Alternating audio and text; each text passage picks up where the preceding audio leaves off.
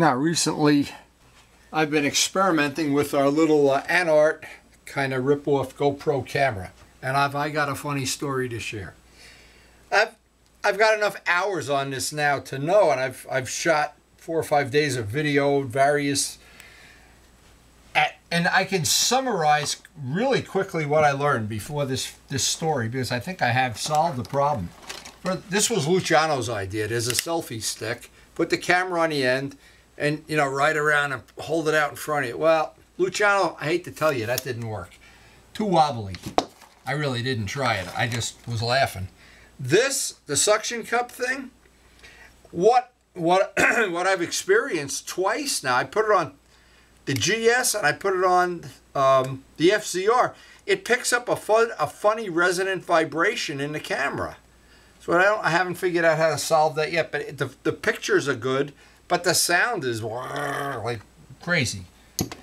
I still tie the shoelace on because I'm still a little nervous that these mounts would come off. And by the way, this is the reason I'm skeptical. We have a similar thing in our bathroom. It hooks on a tile, and it hangs a back scrubbing brush. And sometimes in the middle of the night, at 3 o'clock in the morning, boom, and you look at the thing is on the floor. So I don't want to trust my friend's front teeth to that this will fly off. The person behind me would go, I wonder what that's coming down the road. So I don't know. Safety first. I haven't had a chance to try the handlebar mount yet. And on and on and on and on. The thing that goes around the helmet, I've tried. I'm sure what this is made for is like a bicycle helmet. Or maybe it's made for a no helmet. Let me just try it. I don't know. See, they give you so many things here that... But I do want to share a story that really is funny. The whole reason for doing this, we're going to be shooting some more video. This is the harness mount. Now, Joe Roselli has this. And let me just put this together real quick, because this will really... Oh, yeah, I can't do it. I got the Velcro on there already. Anyway, this mounts to where it goes around your back. It's like putting on a girdle or something. And then this mounts here. Well, what I found is this is the best mount that I have found, because I can move it down, move it up, get it right up under my chin. And I can also look down. Problem with this camera is the only way you know if it's on is a little red light on top. There's nothing in the front. So I can't look in the mirror. If I have it on my helmet, I can't look in the mirror and see if it's on. Well, that in itself is a couple of times I've forgot to shut it off or turn it on. Old age is the problem. But anyway, I thought of something that really is worth sharing. And maybe Joe Roselli or some of the other people have already tried this. They know it works or it doesn't work. This is now, I took the top straps off. That's the part of the funny story I want to tell in a minute. If you just, have a minute of patience here. This unsnaps out like a seatbelt. So in essence, if you want to put this on, let me just demonstrate firsthand. Now with the top straps off, you can put this on. The camera, of course, mounts here. You can put it up under your arms. You can put it, if you don't have a windshield, and by the way, shooting without a windshield on a bike is so easy, it's ridiculous. This gives you a lot of variation. You can adjust the angle up and down. But what happened to me, and this is a funny story, and we're going to work with this more. First, a little story. I had the top straps on. Now, to get it on with the top straps on, you had to do this thing like trying to put a bra on or something. And by the time, and this was coming over my head, that's in my mouth, the camera's, it's unbelievable how awkward it is. It's awkward. So I think, well, I'm a smart guy. Let me figure this all out. I tried 10 different ways. I had Karen help me. There's no easy way to get it on and off comfortably. So I finally get it on because I'm determined to go shoot some footage. I go to shoot the footage. Now, I'm all done. I shut the camera off. I'm up here. There's a gas station. Let me get some gas. I pull in a gas station, and I got to go reach in my wallet. Well, I got to move this down to get into my wallet. I keep my wallet inside the leather jacket that's up here. Well, with this strap pops off, hits me in the face. Boing, the thing goes flying around. The camera almost falls over. I said, what the hell is this all about? I better go get gas. I take the thing off, put it down. I go get gas. I says, oh, let me just put it back on. Well, now I'm forgetting. There's 20 people in the gas station. Some of them teenage girls. Some of them, you know, who knows what they are, you know. And I'm going like this, and I'm going to get this around, and I'm putting it around my head, and it comes around my mouth, and I'm saying, if I only had the brains, I could have put the camera on. This would have made the funniest video ever. But the next time I put this on, I'm going to put it on video. But anyway, here's the thing I wanted to show. I took the leather jacket now, and it's offset to one side. I put 3 pieces of Velcro on the back of this. I'm not sure I'm going to even need the strap, because I tried this already. And of course, this can vary. I put this on like that, and I'm just thinking, wow. I don't know if I'm going to use the strap, or in the worst of all worlds, I could put some kind of a one screw in here anyway, just so there's no way it could fall out. But now you can zip the jacket up and down. It's off to the side here, and I don't know if this is going to be worth trying, but the reason I'm so excited about, to be honest, the reason I'm willing to do all this stuff, because the footage that I do have that's good, some of the things that this little $41 camera does well, and if you buy the $56 package with all the mounts and the card that you can record for 2 hours and everything, you just can have a ton of fun with this camera. And here's what I thought about doing. Now, I've already run into 3 or 4 people that, because they've seen the video or they've seen the camera, are interested in buying one. Well, you know, maybe Anart could sponsor me. I could be like Josh Hayes, you know, and sponsored by Anart. But anyway, I like having a $41 camera instead of a $300 camera for a lot of reasons. It can get lost, it can get stolen, it can break. Everybody knows electronic stuff never gets fixed. You throw it away and buy another one. And Amazon has been real good about replacing the original camera that had a bad battery. So more on this. We're just going to have fun, but I think that's a funny story. And if you could picture how funny it is, I was when I told Karen the story, I was rolling on the floor. Remembered all the people in the gas station are going, look at this idiot over here, and things around my neck. And I said, how do women get dressed in the morning? Anyway, absolutely true. Now, the last few days there's been nothing but rain. It has just stopped raining 10 minutes ago. So I wanted to get some primer on these wheels, if I possibly could. Glenn and I spent quite a bit of time doing the sanding and detailing, so this will be the final coat of primer. And hopefully, well, everything depends on if it starts raining again, and it looks like it could rain any minute. But if I can get the primer drying even overnight, I really do like to have the primer drying overnight. That's just one of my idiosyncrasies from the old, I don't know. I guess modern paint is probably better than the stuff we had years ago, but if you didn't let it dry overnight, you always had problems. So anyway, we are gonna, I'm excited about these wheels. We are gonna let it dry overnight, so maybe this will be the end of the day, but who knows what the weather's gonna be tomorrow.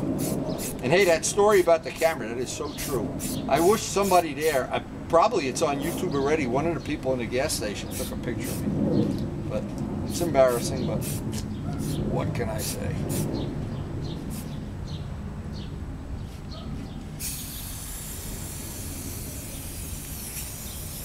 Now, it's important not to get too much paint up on the edge where the tire is going to sit. I want the paint as thin as possible, but I also want the extra grip that the primer gives. So I've got to walk a fine line. Yeah, it's going to be nice. This is going to be one sweet set of wheels when we're done. Now, just in case I didn't mention it, on this video, I try to put it on all the videos. This is video 3 of the wheel restoration. Video 4, video 5, who knows?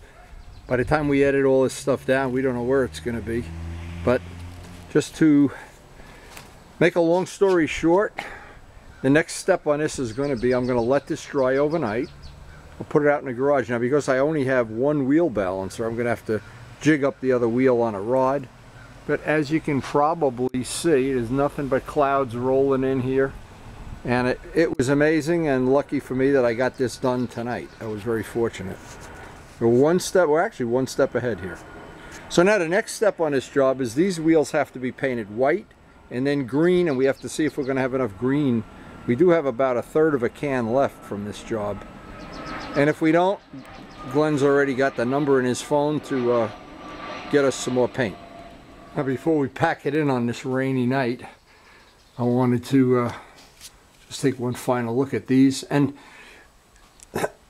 I know there are, and I'll repeat this again, I know there are people that would prime something and a half hour later paint it.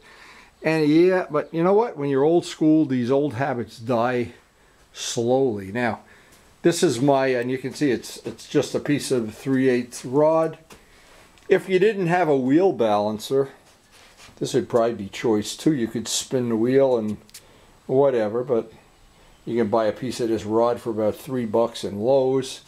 But you know, we've done a lot of these wheels, and I really think the wheels add so much to a bike. It's just worth doing everything possible to get them nice. And I remember, you know, and I keep going back to this guy because I love the wheels on this bike. And I know this bike is going to ultimately be the twin to Glenn's bike when we finish them up. And there might be a surprise coming tomorrow morning. We don't know. I'm not going to let the cat out of the bag till tomorrow morning. Let's see if it comes to fruition. Anyway, been a long day here. The primer is drying and we're beat. And it's probably going to rain the next couple of days.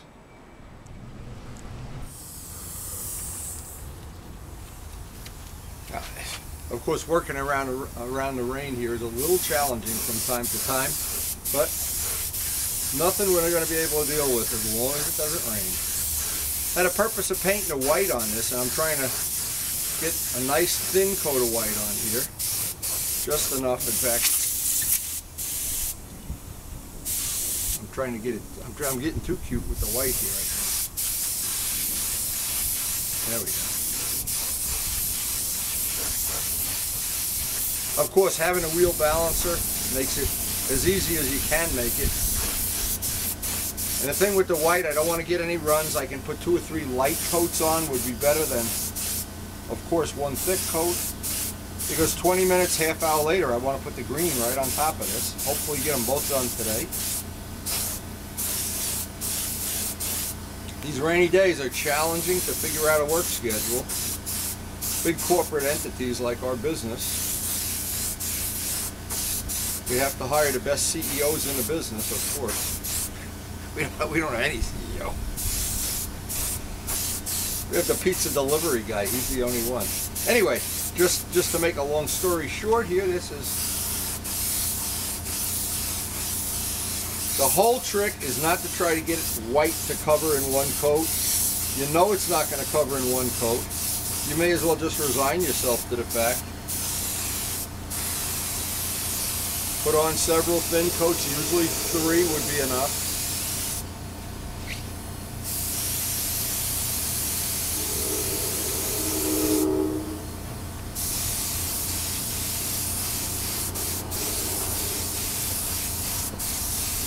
Now the first coat of white always looks gray, and I'm always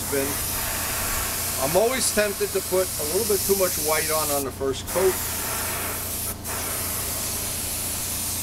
Of course, when you do that, you ultimately pay the price. Now, that's about as much white as I'm going to get on. I'll move the camera, I'll do the others, move the wheel actually, because the wind is blowing that direction. And it hasn't started raining yet. And the trick, as always, is to get as much, with the wind as much to your back as possible.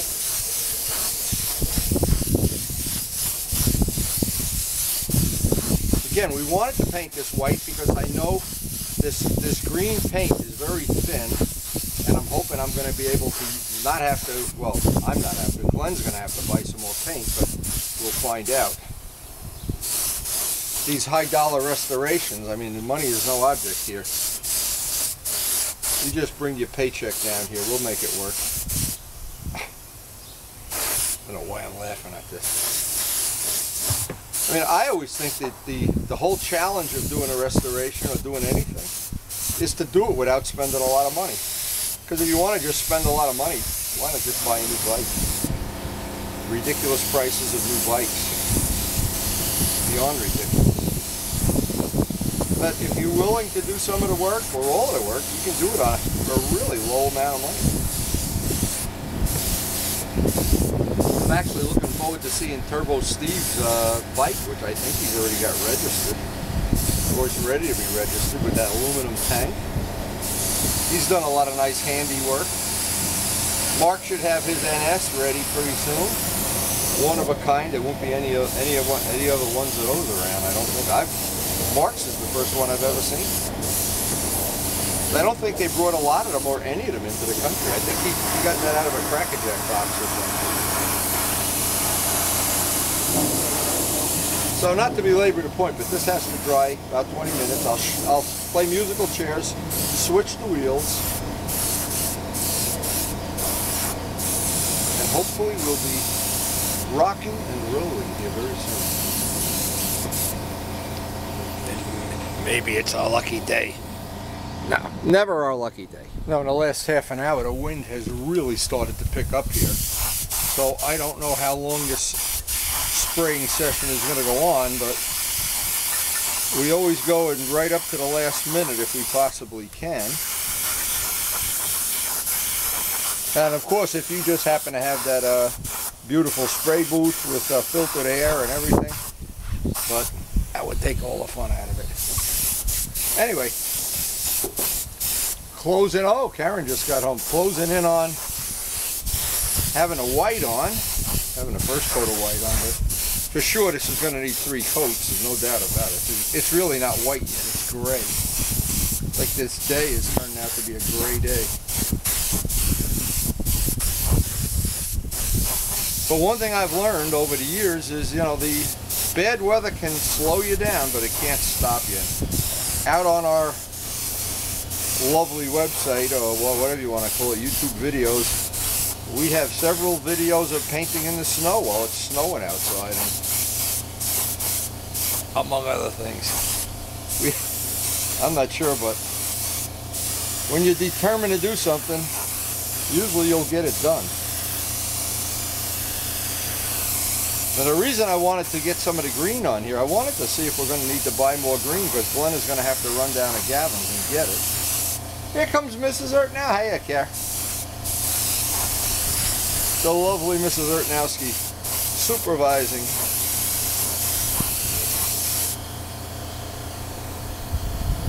And it's just a question. I know this gets boring to watch, but it's just a question of, the thing I'm trying to show is that when you have the wheel balancer, there's several little techniques you can use to your advantage, like I'm doing right now. Just spin the wheel and don't move the gun. And we want to keep the paint as thin as possible out at the edge here. Don't want to have a lot of thick paint build up if possible. But I don't want to have the paint a different color or have it gray or whatever either. So,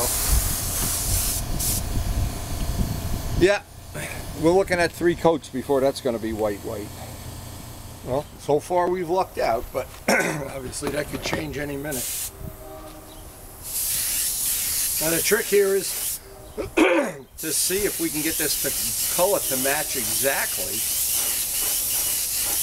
We're using the same paint, of course, but if you paint this color over something dark because it's such a thin color, or if you put way more on or way less, the color could change. So I still have the fairing here, so that'll be a good test for us to,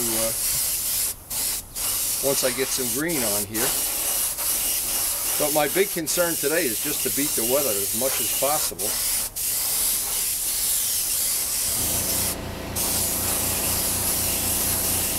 These wheels are really starting to look nice.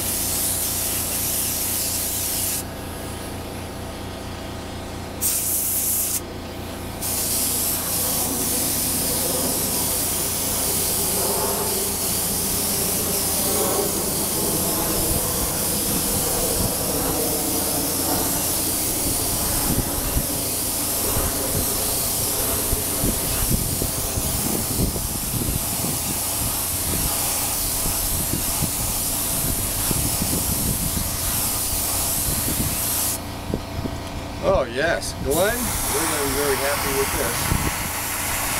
Look at that wind blowing, wow. Anybody can paint when you have a paint booth.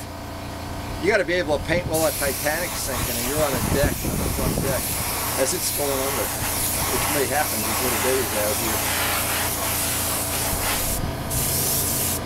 Just want to show how nice this is starting to look. Now the thing you don't see on the video is how this color, as you put the second coat on and the third coat, it starts to get darker and darker and brighter, and you got to lock it in right at that point that it's going to match the fairing. So what I'm going to do is, of course, get on this side. I don't need to have the camera running during all this, but hopefully get one wheel totally green and then see how much paint we have left. Now while we're waiting for some of these parts to dry, this is the custom frame that Karen made for, and we're putting clear on it. The clear goes right over the acrylic paint really nice too. Make that nice and shiny.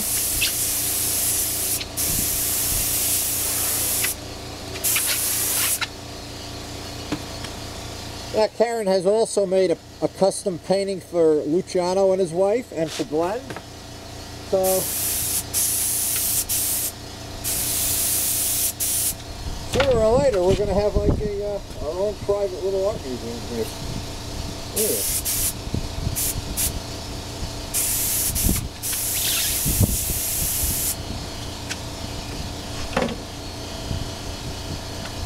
And I think that's going to really look nice.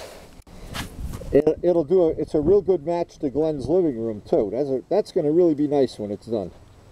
Alright, time to see what this color is really going to look like with some clear on it. We're going to find out right away.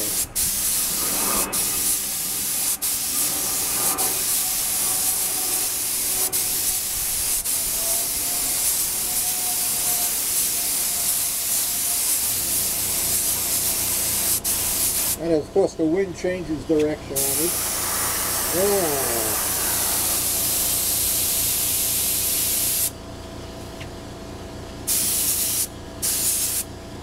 Here's what's nice about the balancer. You can go back and forth, get both sides of the spoke.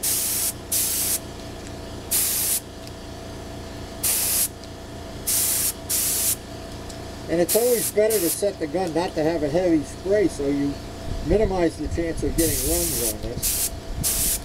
Takes a little extra time, but the result I think is really well worth it.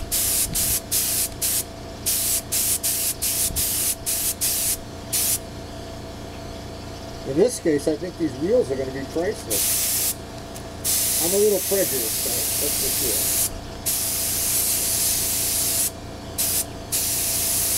sure. Not a little, I'm really prejudiced. I think this is really looking good. Wow.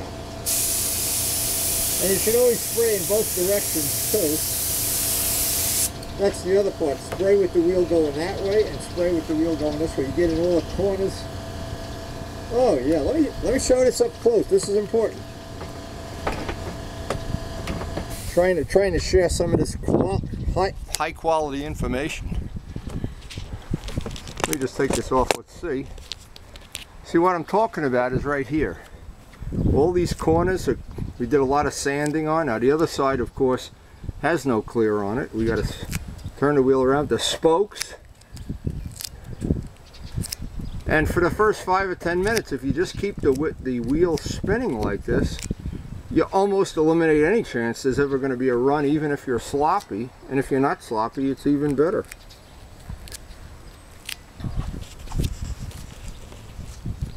Glenn, I think you're going to be one happy puppy here.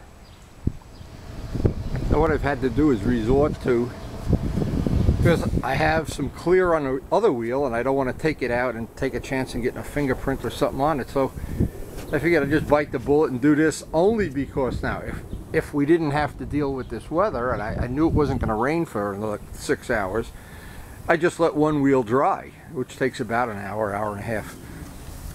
But in this case, because I'd like to get, in a perfect world, I'll get both wheels with one coat of clear on them, and then they'll be ready for the pinstriping next time Glenn's over here. But you never know if that's going to happen or not. But this is if you don't have a wheel balancer, this is a rod from Home Depot and two very high quality garbage cans.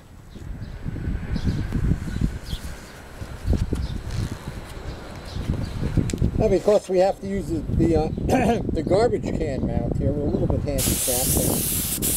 Nothing we can't live with. And if the weather just holds up for 5 more minutes, 10 minutes, we'll be in great shape here. Glenn must have went to church today. He just lucked out on the weather here. And we don't always walk out, that's for sure. You can see the wind blowing everything away. We're on the Titanic, and we're going down to the cap. But first the wheels get painted. Oh man, these are looking nice. I can't even tell you how nice this is looking.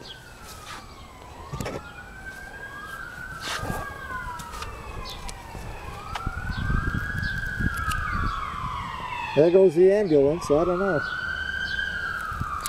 There we go. Absolutely beautiful. Well, I'm not sure how this is going to play out when you look at it on a widescreen TV, because I look at all my videos. Let me just spin that wheel. I look at all my stuff on my big screen, and I look for, you know, you can see a lot of little things. Blades of grass, garbage, dead weeds, but we don't care, because we have today, officially right now, we have beat the weather. It's official now. Now it can rain. Well, it looks like the weather's holding out here, so I'm going to get the second coat of clear on here. I'm not going to fool around. I was pretty much thinking the day was over, but you know what?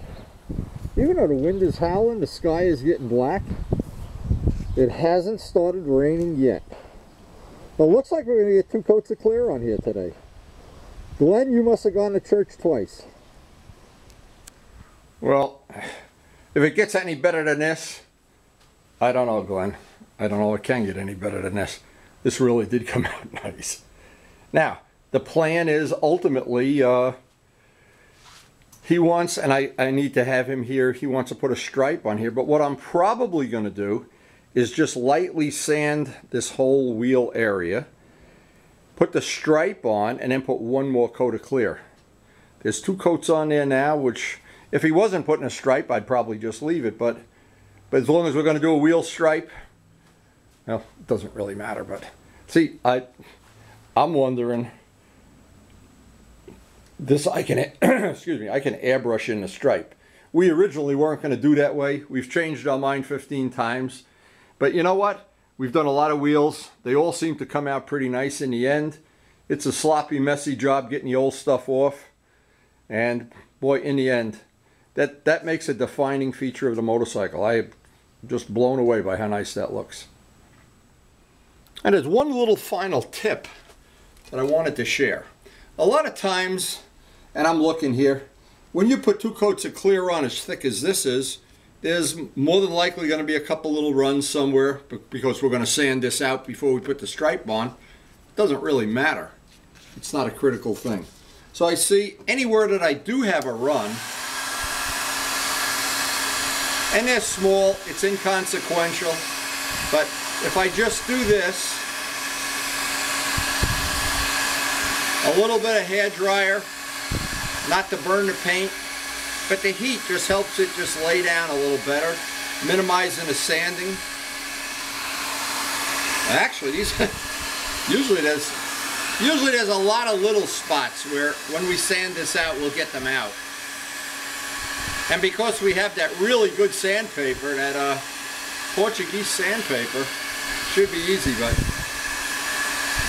boy, overall, boy, is this going to add a nice defining feature to that motorcycle. It's unbelievable. Unbelievable. You know what I can't wait to see too on this bike? When I'll have the camera on my bike and I can be behind him on some of the runs up 106, in front of him. This green is going to show up on that Anart camera, And if it ever stops raining, but you know, right now, I don't look at this. I'm in a windowsill here. All I can say is this is about as good as it ever gets on a rainy day. Anyway, and thanks for watching. And every time you see Glenn, congratulate him on having a really nice bike. This is really going to be a special bike. And because it used to belong to Larry DeTuri, and we're going to put the go to the memorial ride. I hope we have it done for the memorial ride. I think it's going to be pretty special.